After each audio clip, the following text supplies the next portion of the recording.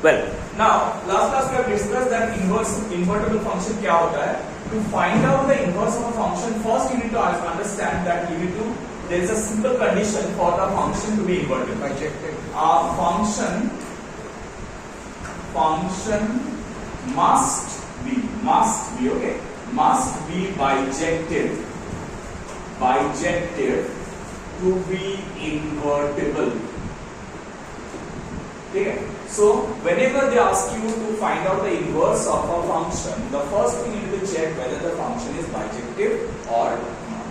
Bijective अगर होगा then it is invertible, अगर bijective नहीं है वो कोई invertible नहीं है. अब बताओ bijective function क्या होता है? What is a bijective function? No, onto I দুটোই থাকে. On1 and on2. 1 and on2. Injective and surjective. Right? याद है? Injective मतलब 1. Okay. Injective कैसे याद रखोगे? बहुत सिंपल सा तरीका है. Injection एक ही जगह में लगा सकते हैं. ऐसे एक इंस्टेंट पे एक ही इंजेक्शन 2-3 जगह में नहीं लगा सकते. ठीक है? So एक ही जगह में लगा सकते हैं. ऐसे याद रखेंगे 1 फंक्शन. इंजेक्शन कोई 3 सुई वाला नहीं, 1 सुई जो हम लोग नाम यूज करते हैं. ठीक है?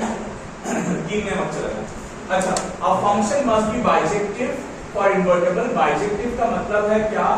1 and on2. मतलब ये क्या है?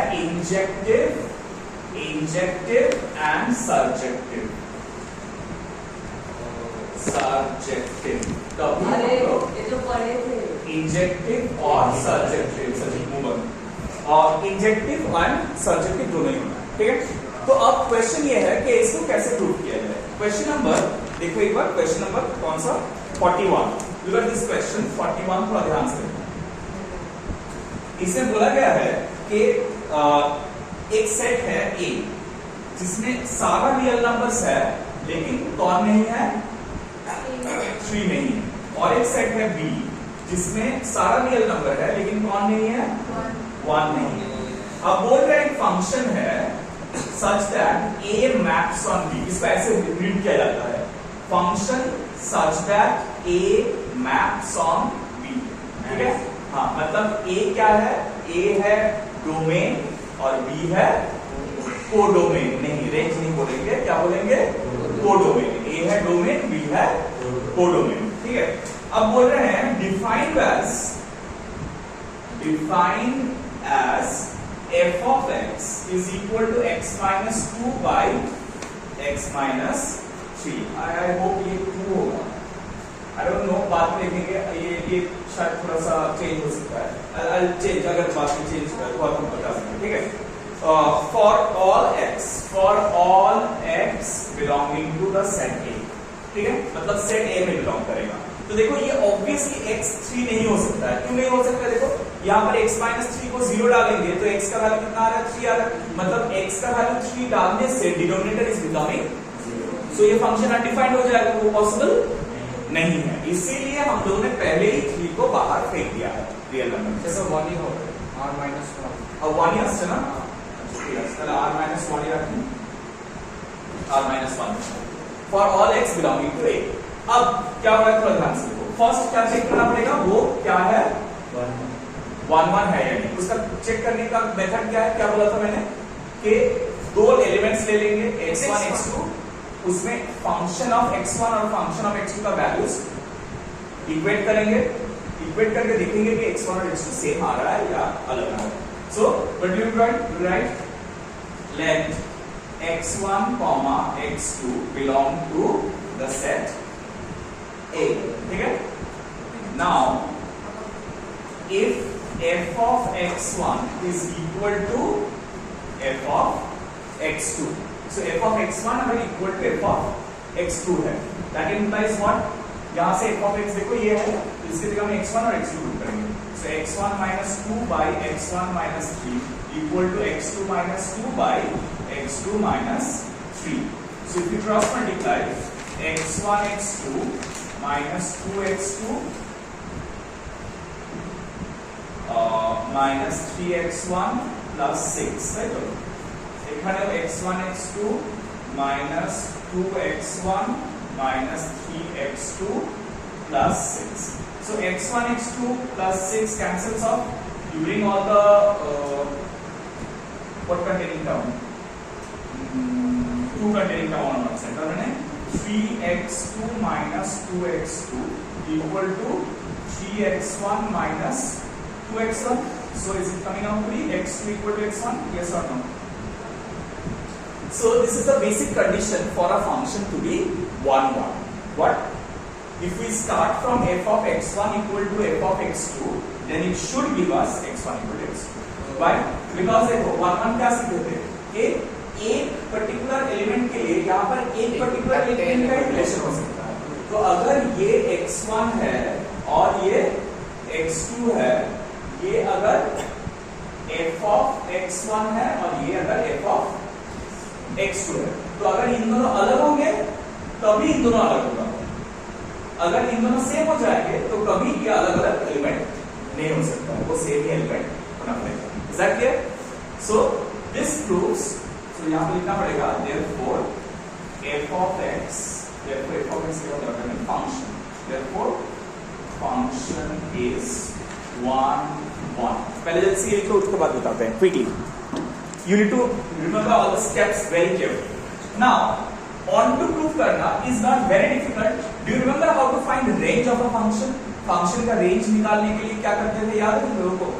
जब भी एक function y equal to f of x दिया जाता था, हम लोग क्या करते थे?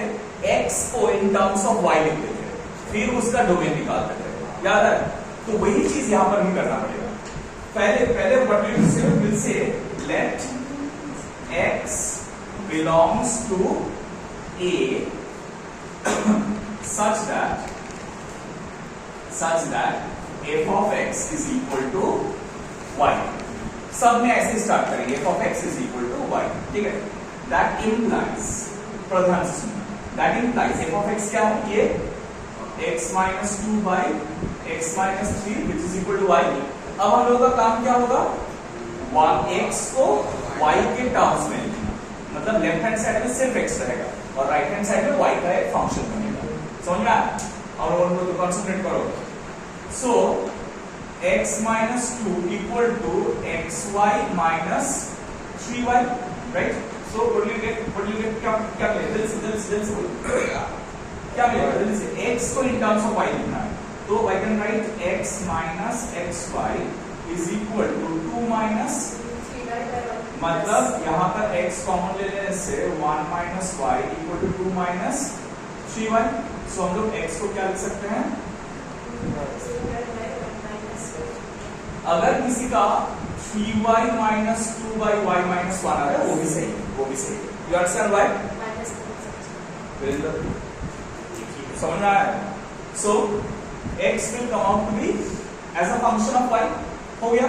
अब तुमको चेक करना पड़ेगा कि यहां से अगर तुम कोई भी एलिमेंट y उठा लेते हैं तो क्या वो इस कोडोमेन को सेटिस्फाई करेगा या नहीं करेगा. देखो y minus 1 डिनोमिनेटर में है, y minus 1 इक्वल टू 0 अगर करेंगे तो y का वैल्यू कितना आ रहा है? 1. मतलब y का वैल्यू 1 छोड़ के कोई भी रियल नंबर तुम ले सकते हो, उसके लिए एक ना एक x का वैल्यू तुमको मिलेगा. दैट मींस क्या हो रहा है? अब देखो, अब थोड़ा इसको समझो, ध्यान से समझना, इसको समझो. क्या कर रहे हैं हम लोग? ये है a और ये है b, राइट? a में सारा रियल नंबर्स है एक्सेप्ट 3 और b में सारा रियल नंबर्स है except 1, right? So x will always belong to a and y will always belong to b. अब हम लोग इस ये वाला सेट को नाम क्या देते हैं? डोमेन. ये वाला सेट को नाम देते हैं डोमेन और ये वाला सेट को क्या नाम देता है? कोडोमेन. ठीक है? अब देखो, ऑन टू फंक्शन कब बनता है? जब codomain is equal to, right? ये हम लोग पढ़े हैं. Codomain is equal to range. और कोडोमेन इक्वल टू रेंज कब बनेगा? जब कोडोमेन में जितना भी एलिमेंट्स है सबका कोई ना कोई एक x वैल्यू से रिलेशन रहेगा. एक्सेस সঙ্গে একটা না একটা রিলেশন থাকবে, right? So you need to see, once you get x in terms of y, you need to see that is this true, जो अभी हम लोगों ने डिस्कस किया कि y का कोई भी y का एक ना एक x का वैल्यू का साथ रिलेशन होगा. वो क्या ट्रू हो रहा है, ये रिलेशन क्या उसको ट्रू कर पा रहा है। देखो अगर हम लोग 1 को छोड़ देते हैं, 1 पुट करने से x अनडिफाइंड आएगा, उसको छोड़ देंगे। अब 1 को हम लोग अब x y के जगह में हम लोग ये b सेट से कोई भी एलिमेंट उठा के पुट कर देते हैं, तो उसके लिए x तो आएगा ही ना, यस और no. So what you need to write, इसके बाद ये जज करने के बाद तुमको लिखना पड़ेगा कि now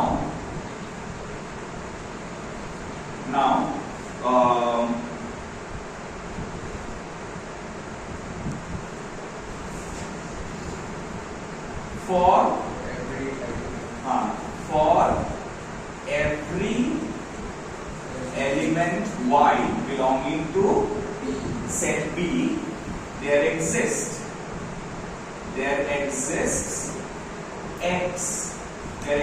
an element x belonging to A which satisfy f of f ना लिखे जाएगा, उनको फंक्शन लिख लो g of y is equal to 3y minus 2 by y minus 1। मतलब ये जो फंक्शन है gy dx ना, g of y ये तो y का फंक्शन है ना, ये वाला फंक्शन तो y का फंक्शन है ना। तो देखो ध्यान से देखो क्या लिखा है, for every element y present in B, मतलब ये वाला सेट में जितना भी एलिमेंट है, for every element there exists an element x in A, x में कोई ना कोई एक एलिमेंट एग्जिस्ट करता है जो क्या करेगा, ये वाला फंक्शन को सेटिस्फाई करेगा, ये वाला फंक्शन को सेटिस्फाई करेगा। Tell me, is this statement clear? Because this statement is the most important statement. ये नहीं लिखेंगे तो वांट टू प्रूव नहीं होगा। हो गया, ये समझ में आ गया। इसके बाद तुमको दिखाना पड़ेगा कि ये हो रहा है। कैसे दिखाएंगे? Now g of x is equal to क्या?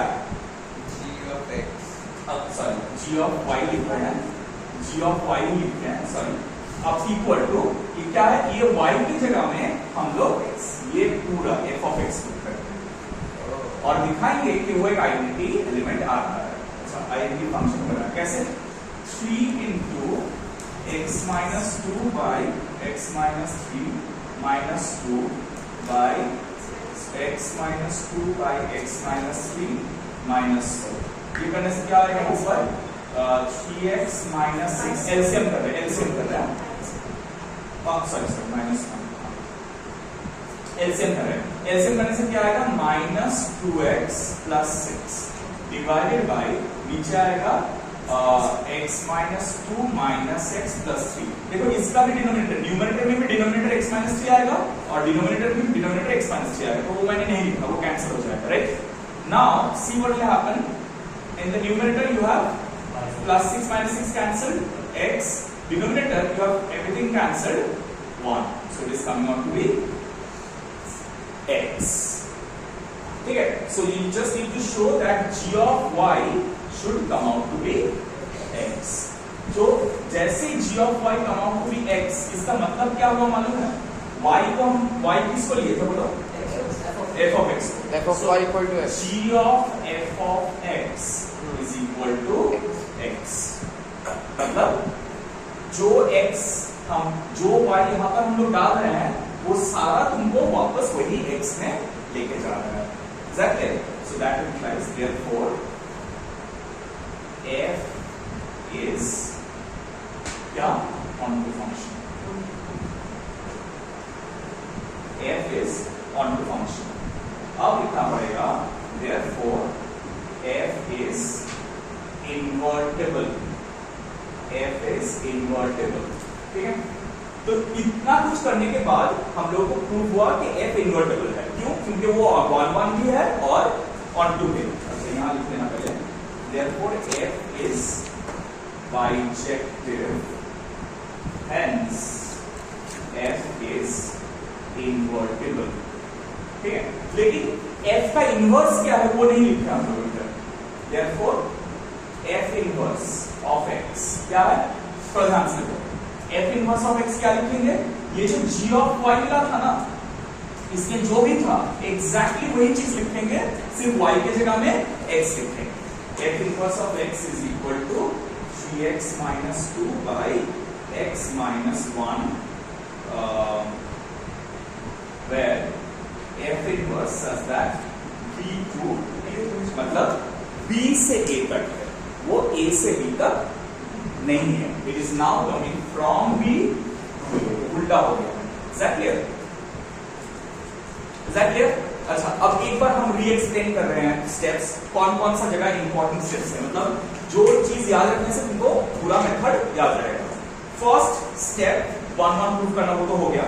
ऑन टू प्रूव करने का फर्स्ट स्टेप क्या है? f ऑफ x लो और x को in terms of y replace करो।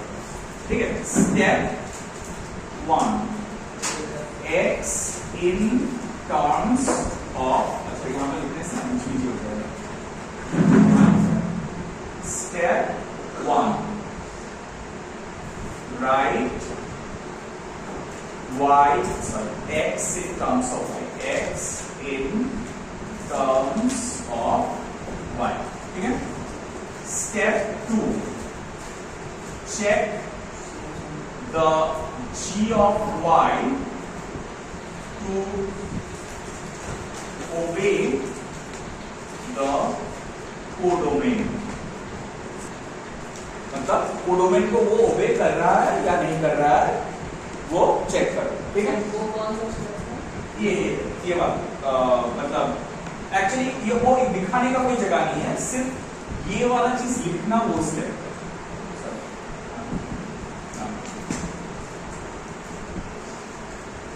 है। ये वाला चीज लिखना वो स्टेप है कि हम दिखा रहे हैं कि कोडोमेन जो g ऑफ y जो बना वो ये वाला सेट कोडोमेन को सेटिस्फाई कर रहा है। And step 3 show f of g of y is equal g of y is equal to x, g of y is equal to x। समझ में आया? ये 3 स्टेप तुमको याद रखना है कि ये 3 स्टेप हमको कोई भी सामने दिखाना है जब हम लोग इनवर्टिबल पूछेंगे। Alright, and final step, step 4 f inverse is equal to g of x। f inverse of x is equal to कौन सा फंक्शन? हाँ, मतलब ये g of y जो निकला था, ये y की जगह में हम लोग x डालते हैं। मैक्सिमम ये 4 मार्क्स से आ सकता है, 4 मार्क्स से ज्यादा नहीं आता। 4 मार्क्स से वैसे नहीं बोल तुम्हारे आ सकता है, हमारे 4 मार्क्स से आ सकता है, हमारे वो आ सकता ना, तो इसके से बड़ा ही हां आएगा इनवर्स। अच्छा ना, इनवर्स नहीं प्रूफ था, मैंने बाइजेक्टिव प्रूफ था। ओ इनवर्स वर्कआउट नहीं, मैं लास्ट स्टेप तक नहीं कि होगा वो का लास्ट स्टेप तक कमाते किया है। बाइजेक्टिव प्रूविंग था, ए वांट टू प्रूविंग था की प्रोबेबिलिटी। Is that clear? বুঝে আছে? শোনো, মার্কআউট তোমাদের হোমওয়ার্ক হচ্ছে, আমি এগুলো লিখবো খাতায়। হোমওয়ার্ক যদি না করা থাকে আমি এটা একদম মাথা ফাটিয়ে দেবো। Question number 44। हाँ,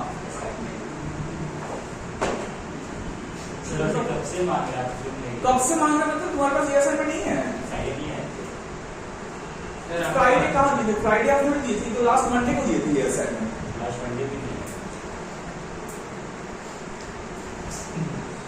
तो कच्चा नहीं था ना, अगला मारा था ऐसे अभी जमा ऐ 44 मार्क कर दो। 44 45 46 44 45 না 45 কত দরকার? আচ্ছা ঠিক আছে, বলেছি ঠিক আছে। 44 45 46 আর 53 तो এখন কোন 50 না 53 তো জাস্ট কম্পোজিশন অফ ফাংশন। আচ্ছা ঠিক আছে 53 আমরা করে নিতে পারবো, ইটস নট ডিফিকাল্ট।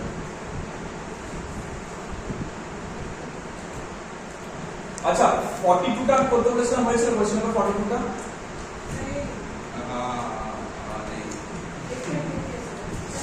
हम आपसे पूछे थे अच्छे 42 नहीं हुआ? 42 नहीं लगा 42 का 42 पहले ही दिए थे एकदम